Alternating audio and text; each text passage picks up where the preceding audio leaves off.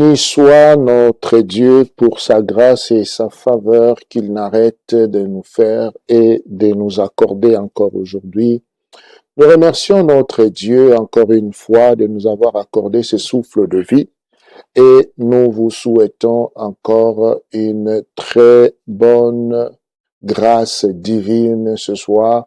Nous croyons que nous allons passer ensemble un très bon moment de qualité avec notre Seigneur dans ce programme intitulé Discipola.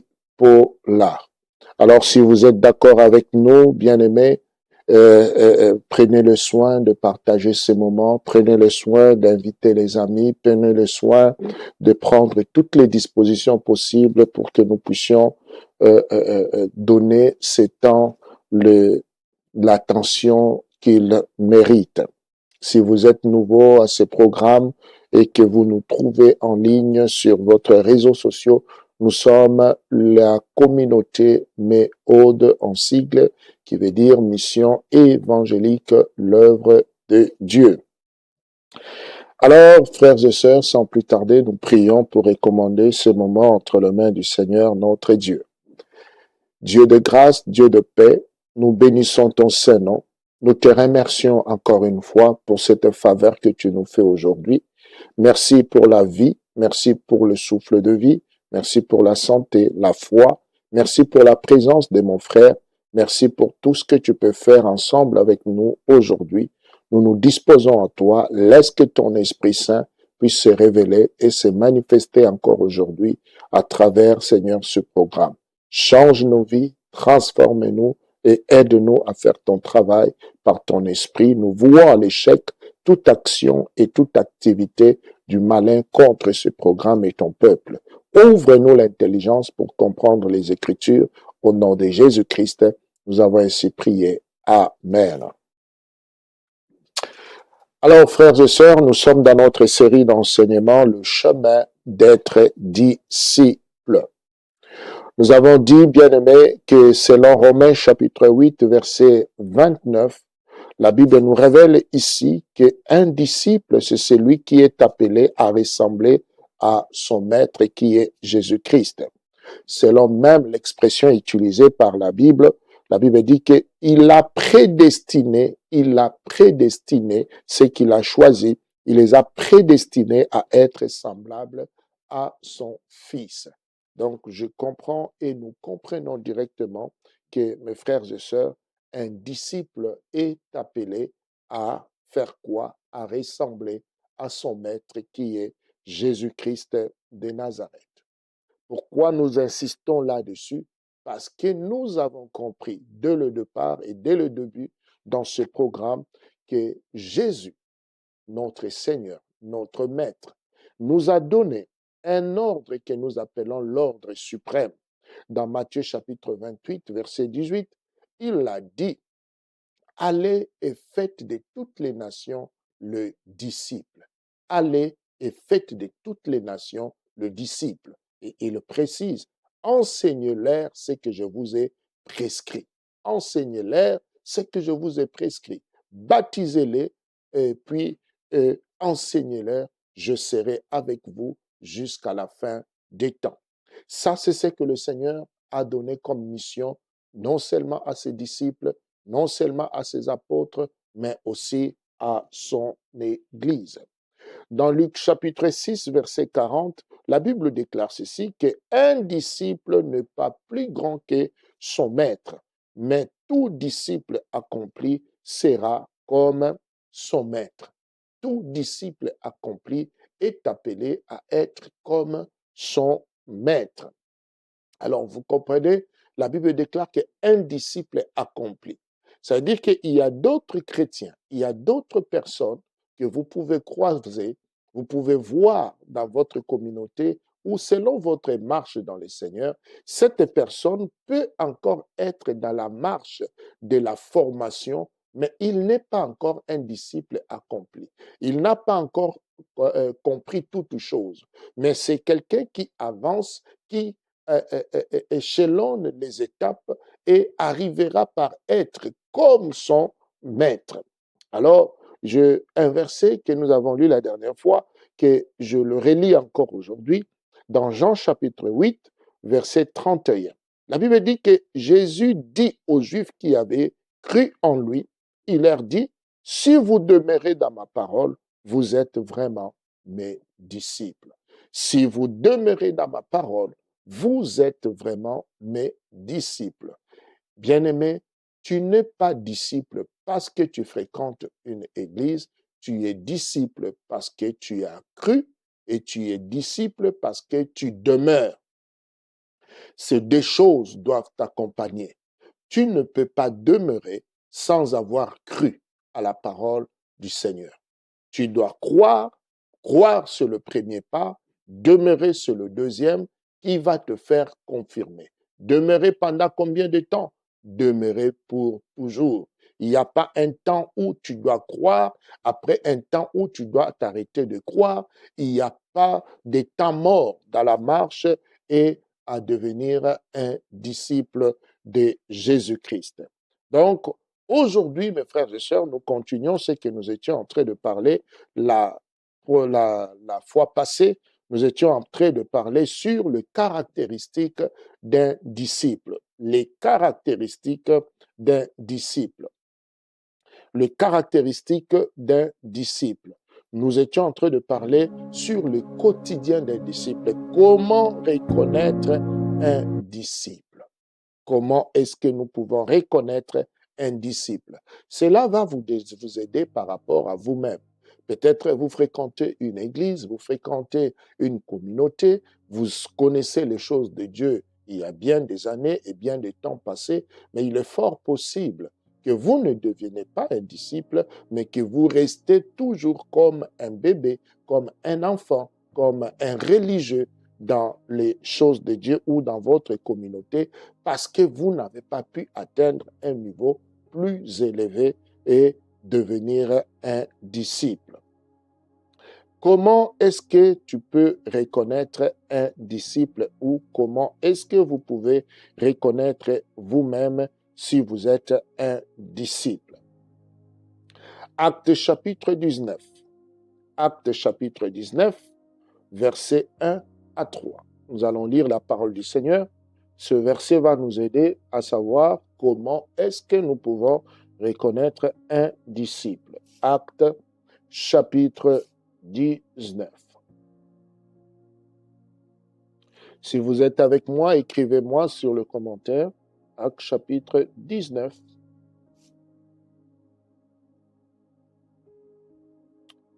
La Bible déclare ceci. Pendant qu'Apollos était à Corinthe, Paul, après avoir parcouru les hautes provinces de l'Asie, arriva à Éphèse et a rencontré quelques disciples. Il leur dit, « Avez-vous reçu le Saint-Esprit quand vous avez cru ?»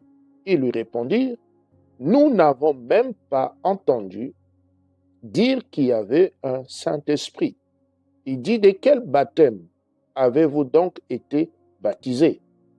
Et ils répondirent, « Du baptême des Jean. Alors Paul dit, « Jean a baptisé du baptême de repentance, disant au peuple de croire en celui qui venait après lui, c'est-à-dire Jésus. » Sur ces paroles, ils le firent baptiser au nom du Seigneur Jésus. Lorsque Paul leur eut imposé les mains, le Saint-Esprit vint sur eux et ils parlaient en langue et prophétisaient.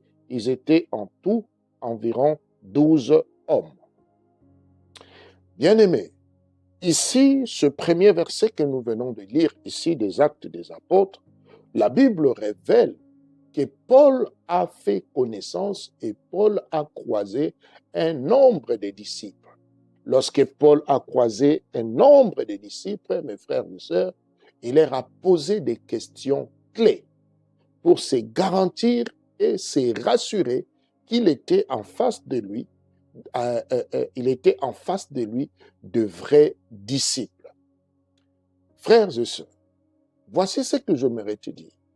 Je te conseille, si tu es chrétien, de faire la méditation et de lire le livre des Actes des Apôtres. Parce que les Actes des Apôtres, mes frères et sœurs, c'est un livre qui est appelé à nous révéler le quotidien d'un disciple. Ça s'appelle Actes, Actes des apôtres. Ça vient après les 4 évangiles. Cela nous révèle quoi? Que lorsque quelqu'un croit en Jésus-Christ, il ne doit pas rester oisif. Cet homme doit passer par poser des actes. Il doit vivre non comme il avait vécu avant, mais il va vivre en nouveauté de vie et dans sa vie, il a ce qu'on appelle les actes des apôtres. Comme vous me suivez, chacun de nous a son chapitre des actes des apôtres. Et c'est ce chapitre-là, devant le trône de Dieu, devant le jugement du Seigneur, où Dieu va nous juger par rapport aux actes que nous aurons posés durant toute notre vie sur cette terre, jusqu'à ce que nous puissions être enlevés. Donc, Paul a posé des questions claires. Il a dit, oui, vous avez cru, je suis d'accord avec vous, mais est-ce que vous avez reçu le Saint-Esprit après avoir cru au Seigneur? Pourquoi cette question du Saint-Esprit? Je vais t'éclairer pourquoi. Mes frères et sœurs, voici ce que la Bible nous dit. La Bible déclare ceci dans Actes chapitre 1. Actes chapitre 1, versets 1 à 8. Nous sommes toujours dans les actes pour que tu comprennes que les actes sont vraiment les actes de chrétiens et des actes des disciples. La Bible dit ceci, Théophile, j'ai parlé dans mon premier livre de tout ce que Jésus a commencé de faire et d'enseigner dès le commencement jusqu'au jour où il fut enlevé au ciel. Après avoir donné des ordres par le Saint-Esprit aux apôtres, il avait choisi, après qu'il eut souffert, il leur apparut vivant et leur en donnait plusieurs preuves, se montrant à eux pendant 40 jours et parlant des choses qui concernaient le royaume des dieux. Comme il s'est trouvé avec eux, il leur recommanda de ne pas s'éloigner de Jérusalem, mais d'attendre ce que le Père avait promis, ce que je vous ai annoncé, leur dit-il.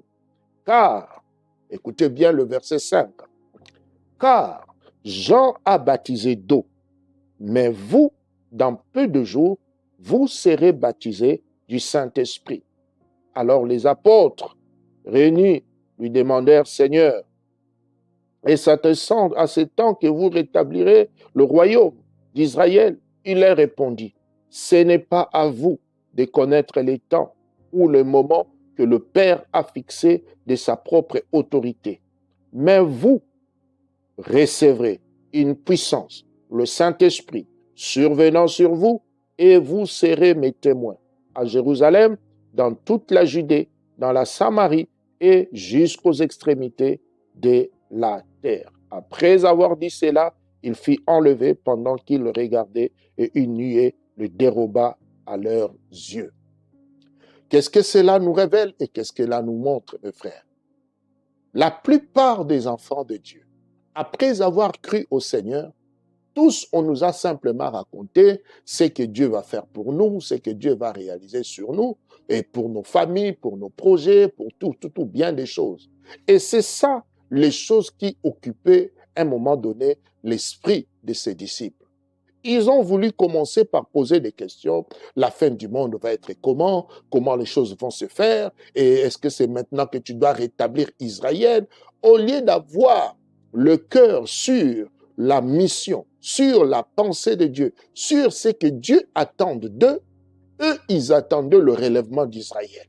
Et ils pensaient que c'est maintenant le temps d'être relevé. Pour beaucoup de gens, lorsqu'ils viennent dans le Seigneur, c'est maintenant le succès de ma vie. Maintenant, je vais avoir mes diplômes. Maintenant, je vais me marier. Maintenant, je veux.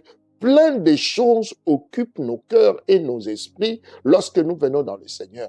Je ne dis pas que Dieu ne le fait pas. Je ne dis pas que Dieu ne le fera pas. Je ne dis pas que tout ce qu'on vous a dit que Dieu est capable de faire ne peut pas s'accomplir. Non, cela est vrai. Mais ici, nous parlons de l'ordre prioritaire. Dans la priorité de priorité pour Dieu, mes frères et sœurs, la priorité divine, ce n'est pas d'abord notre propre relèvement, ce n'est pas d'abord notre propre succès, ce n'est pas d'abord notre propre rétablissement social, financier et matériel. Oui, le Seigneur dit, préoccupez-vous d'abord du royaume et de sa justice, le reste vous serez donné par-dessus tout.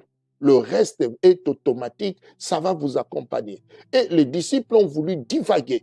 Ils ont voulu commencer à parler de relèvement. Ils ont voulu commencer à parler du succès. Ils ont voulu parler, parler de relèvement d'Israël, de leur nation, comme cela a été au temps de David. Il dit non, ce n'est pas ce moment-là.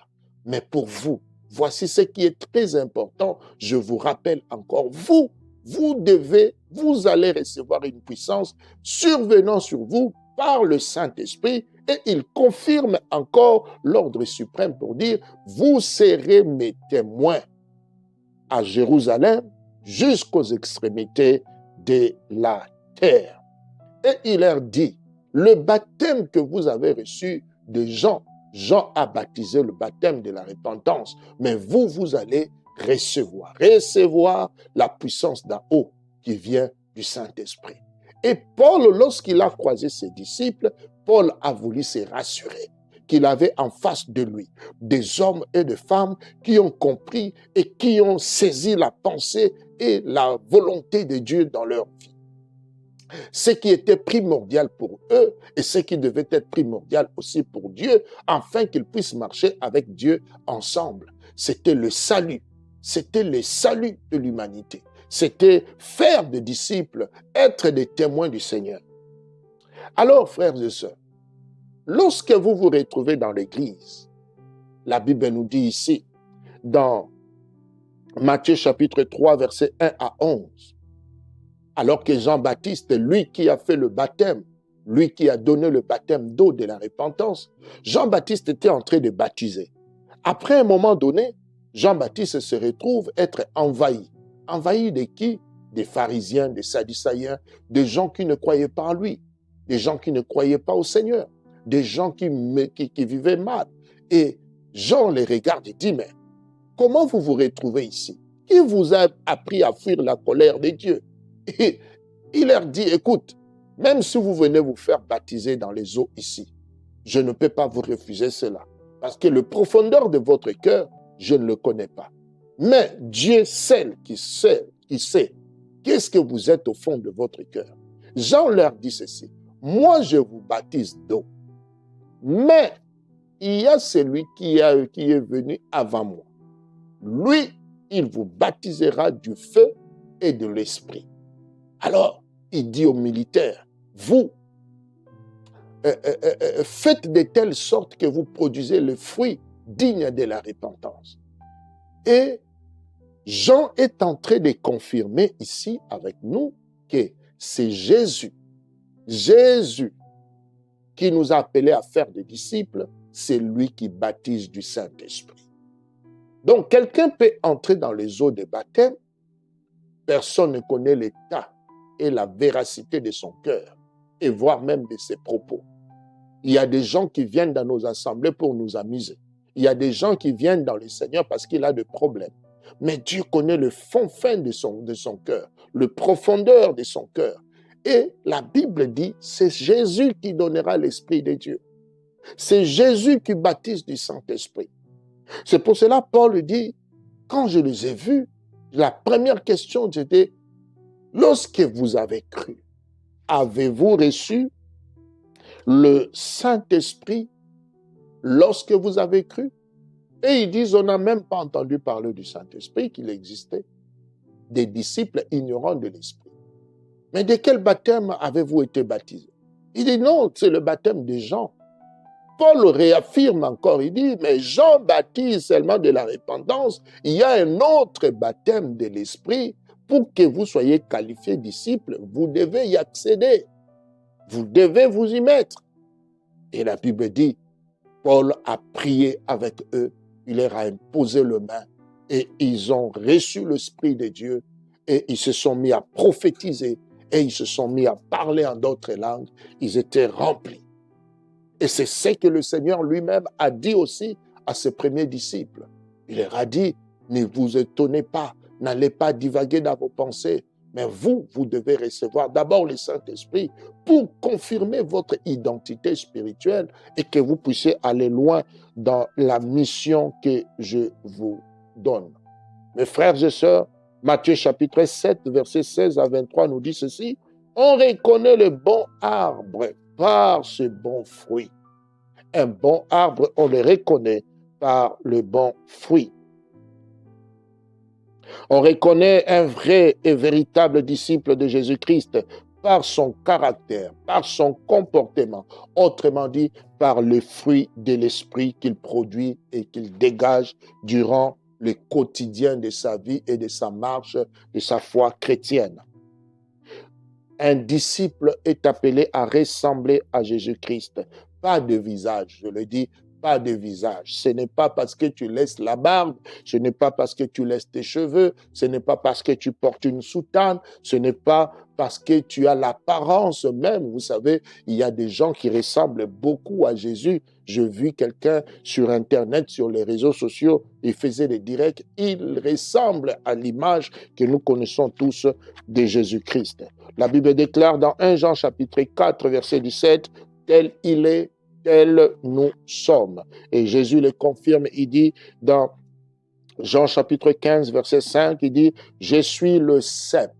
Je suis le cep, vous ne pouvez rien sans moi. Et vous ne pouvez que porter des fruits de l'esprit si vous êtes connecté à Jésus-Christ de Nazareth. » Alors, quelle est la caractéristique d'un vrai disciple? Comment reconnaître un vrai disciple? Est-ce que vous êtes réellement un vrai disciple? Oui, c'est une question que vous devez vous poser et on ne peut reconnaître un vrai disciple que par son chapitre de vie qu'on appelle les Actes des Apôtres.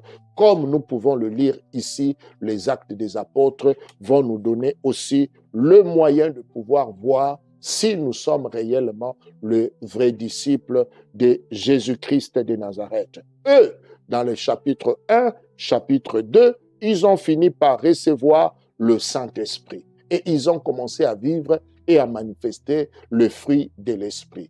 Quant à nous, nous allons revoir aussi leurs Écritures qui est la base doctrinale pour nous révéler réellement si nous sommes réellement de vrais disciples du Seigneur. Si vous êtes avec moi, allons dans Actes chapitre 2, versets 41 à 47. Actes chapitre 2, versets 41 à 47. Je veux lire la parole du Seigneur. Si vous êtes d'accord avec moi, écrivez-moi ça dans le commentaire. Actes chapitre 2, versets 41 à 47. La Bible déclare ceci, je lis la parole du Seigneur. Ceux qui acceptèrent sa parole furent baptisés. Et en ces jours-là, le nombre des disciples s'augmenta d'environ 3000 âmes. Ils persévéraient. Écoutez bien les quotidiens des disciples. Écoutez bien les actes des apôtres. Écoutez bien les actes des disciples. Écoutez bien la marche des disciples. Comment ils vivaient. Qu'est-ce qu'ils étaient en train de faire. Ce qui a fait que ces gens-là soient reconnus qu'ils sont disciples de Jésus-Christ et qu'ils avaient reçu la mission divine. Ceux qui acceptèrent sa parole furent baptisés. Et en ces jours-là, le nombre des disciples s'augmenta d'environ 3000 âmes. 1. Ils persévéraient dans l'enseignement des apôtres et dans la communion fraternelle. Dans la fraction de pain, ça veut dire Sainte Seine, et dans le prière. La crainte s'emparait de chacun. Et il faisait beaucoup de prodiges et de miracles par les apôtres. Tous ceux qui croyaient étaient dans le même lieu et ils avaient tout en commun. Ils vendaient leurs propriétés et leurs biens et ils en partageaient le produit entre tous, selon le bien de chacun, selon le besoin de chacun. Ils étaient chaque jour tous ensemble, assidus au peuple. Ils rompaient le pain dans les maisons et prenaient leur nourriture avec joie et simplicité de cœur, louant Dieu et trouvant grâce auprès de tout le peuple. Et le Seigneur ajoutait chaque jour à l'Église ceux qui étaient sauvés. Voici, mes frères et sœurs, le quotidien des disciples. Qu'est-ce que nous pouvons retenir là-dessus? Alors, pour être un disciple, nous l'avons déjà dit, il faut croire. Si tu ne crois pas en Jésus, tu n'es pas un disciple du Seigneur. Il faut que tu adhères à l'histoire de Jésus, même d'une manière intellectuelle et spirituelle. Tu dois connaître sa naissance, l'histoire de sa vie sur terre, que tu dois croire intellectuellement, historiquement, que Jésus a bel et bien vécu sur cette terre des hommes. Tu ne dois pas être quelqu'un qui tâtonne. Aujourd'hui, il croit, demain, il ne croit plus et il ne sait même pas qu'est-ce qu'il raconte et qu'est-ce qu'il dit sur le Seigneur Jésus. Je croise plusieurs personnes. Aujourd'hui, il est chrétien, demain, il abandonne. Aujourd'hui, il est dans le Seigneur, demain, il devient musulman. Et il tâtonne comme ça et vous devez tout le temps le suivre et tout le temps le pousser et vous pensez, vous croyez qu'il est devenu un disciple, vous l'appelez abusivement frère alors que lui-même, l'histoire de Jésus, il ne connaît pas, il ne s'engage même pas là-dedans. Deuxièmement, un disciple, pour voir et savoir que vous êtes un disciple, vous devez avoir la décision de conversion permanente. Une décision de conversion permanente. Qu'est-ce que cela veut dire? Que c'est dans votre nouvelle vie, dans votre nouvelle marche en Christ, il se peut qu'il y a des choses dont vous n'avez jamais compris, mais vous n'avez jamais saisi. Vous ne pouvez plus faire les choses comme vous étiez en train de le faire autrefois. Dans votre nouvelle marche dans le Seigneur, vous devez faire tout en vous référant à la parole de Dieu. Vous ne pouvez pas faire des choses selon l'état de votre cœur ou selon les pensées de votre cœur. Non, vous devez vous convertir et vous devez être permanent en alerte pour savoir modifier, changer votre manière d'agir et votre manière de faire. Votre vie doit être basée sur les enseignements du Seigneur. Vous devez avoir une relation personnelle et permanente avec lui. Deuxième point ou troisième point, un disciple est baptisé d'eau. Je suis étonné que jusque-là, tu sois dans le Seigneur, plein des années dans le Seigneur, mais tu n'es pas toujours baptisé. C'est très dangereux pour vous, mes frères et sœurs. Celui qui n'est pas baptisé n'est pas un disciple du Seigneur. Au moins qu'il y ait quelque chose qui peut arriver à vous empêcher, comme le voleur qui était à la croix, il n'a pas pu monter à la croix et il n'a pas pu descendre pour être baptisé parce que les conditions ne l'ont pas permise. Ou encore, quelqu'un qui est alité et malade, on ne peut pas le faire sortir de son lit d'hôpital pour aller le plonger dans l'eau. Non, nous comprenons. Il y a des circonstances, mais toi qui es libre de tes mouvements, de ton cœur et de ta volonté, il est très important que tu te fasses baptiser si tu veux réellement devenir un enfant de Dieu ou un disciple de Jésus-Christ. Marc 16, verset 16 dit ceci, « Celui qui croira et qui sera baptisé sera sauvé. » Quatrièmement, nous avons le signe d'être un vrai disciple, pour le reconnaître, c'est avoir reçu le Saint-Esprit. Nous l'avons dit ici, Paul a vérifié sur le baptême du Saint-Esprit, le baptême d'eau et la foi. Vous devez être rempli du Saint-Esprit ou expérimenter le baptême de l'Esprit pour que vous soyez reconnu comme un vrai disciple dans votre vie. Bien-aimé, recevoir le Saint-Esprit est une expérience merveilleuse que tout disciple doit expérimenter et ne doit jamais manquer et rater dans sa vie, car il manquera de la puissance, il manquera de l'équilibre, il manquera de la capacité et de la plénitude de pouvoir faire la mission et marcher à nouveauté de vie. Rappelez-vous, même les disciples eux-mêmes, les apôtres, le Seigneur les a fait attendre. Il les a dit, attendez avant de commencer attendez avant de commencer le baptême du Saint-Esprit, qu'il y a un signe de parler en langue, qu'il y a un signe de prophétie et de dons qui peuvent découler ensemble. Ce que nous regrettons actuellement est qu'aujourd'hui, pour qu'on arrive à voir et à considérer un membre de l'Église ou un ouvrier ou encore un disciple du Seigneur, aujourd'hui, on ne tient plus compte de ces questions très fondamentales de savoir si quelqu'un est baptisé du Saint-Esprit ou pas. Bien-aimé, aujourd'hui, on regarde la présence des gens à l'Église, leurs dons, leur libéralité, leur apparence, leur classe sociale, leur capacité financière, et toutes ces choses-là ont changé et amènent certaines personnes à devenir membres ou occuper des postes dans l'Église, alors que le Seigneur lui-même ne les a pas considérés, ne les a pas dotés de son esprit. Un autre signe d'un vrai disciple, c'est celui que nous avons dit, la joie du salut. Ils avaient la joie du salut. Une joie qui ne vient pas de l'argent ni du matériel, mais de la paix que Dieu donne. Philippiens chapitre 4 dit, Philippiens chapitre 4 déclare, soyez heureux, soyez heureux. Paul dit, je le répète, soyez heureux dans le Seigneur. Un autre point très important que nous avons cité, c'est la communion fraternelle. La communion fraternelle ainsi que la simplicité de cœur. La communion fraternelle. Un vrai disciple est attiré par les autres disciples, car Dieu en a sauvé plusieurs et non toi seul.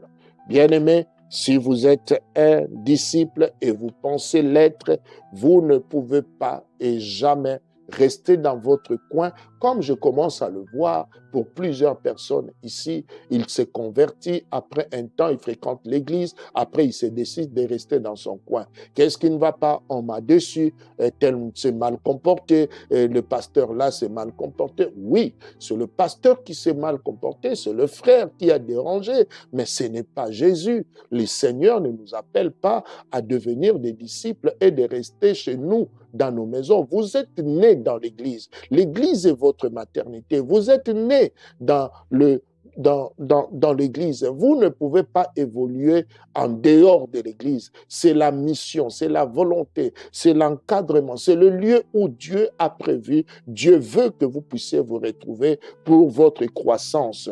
Un vrai disciple vit dans la communion fraternelle et dans la simplicité de cœur. Un autre point très important, le 7e point, un disciple contribue et donne généreusement pour l'œuvre de Dieu. Un véritable disciple contribue et donne généreusement pour l'avancement de l'œuvre de Dieu. Bien-aimé, dans la première église, cela était normal. Contribuer à l'avancement de l'œuvre de Dieu, pourvoir aux besoins de l'œuvre de Dieu était tellement normal. Mais aujourd'hui, il faut exhorter quelqu'un, il faut pousser, il faut tourner. Simplement pourquoi? Parce que beaucoup de gens ont perdu l'amour de Dieu. Ils ne sont pas encore devenus disciples. Ils sont des mangeurs de pain. Ils sont des mangeurs de poissons. Ils viennent vers Dieu parce qu'ils ont un intérêt. Lorsque Dieu les éprouve à leur demandant, comme Jésus avait demandé à la femme samaritaine, donne-moi de l'eau. Et Jésus lui a dit, si tu savais, c'est lui qui te demande de l'eau, c'est toi qui lui demanderais. Si tu savais que tes offrandes vont être plus bénéfiques pour toi que l'œuvre que tu es en train de soutenir, parce que Dieu est un Dieu qui se pourvoit. Il se pourvoit lui-même. Que tu donnes et tu ne donnes pas, Dieu sait se pourvoir lui-même. Un disciple se reconnaît de se mettre en peine de besoin de l'œuvre de Dieu.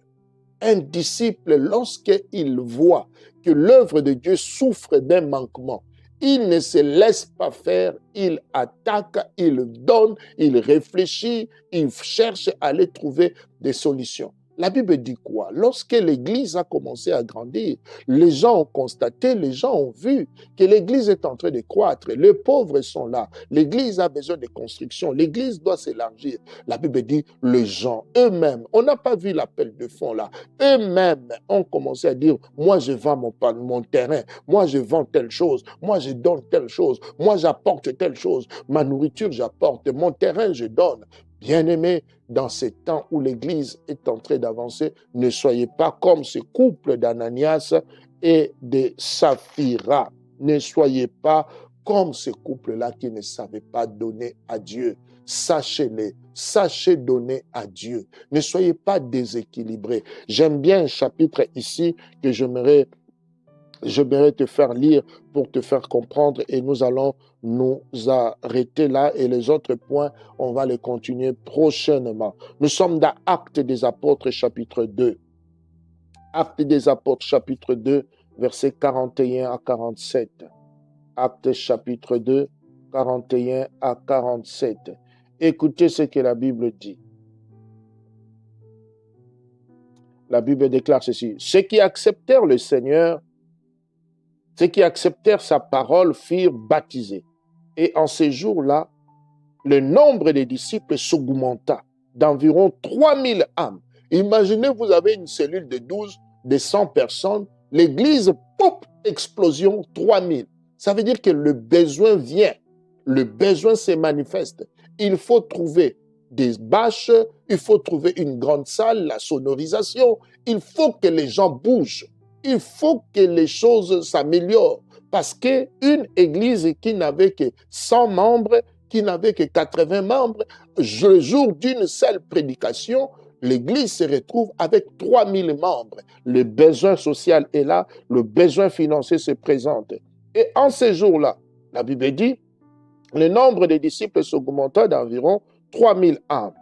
Et la Bible dit quoi? Ils persévéraient dans l'enseignement des apôtres, dans la communion fraternelle, dans la fraction de pain et dans les prières.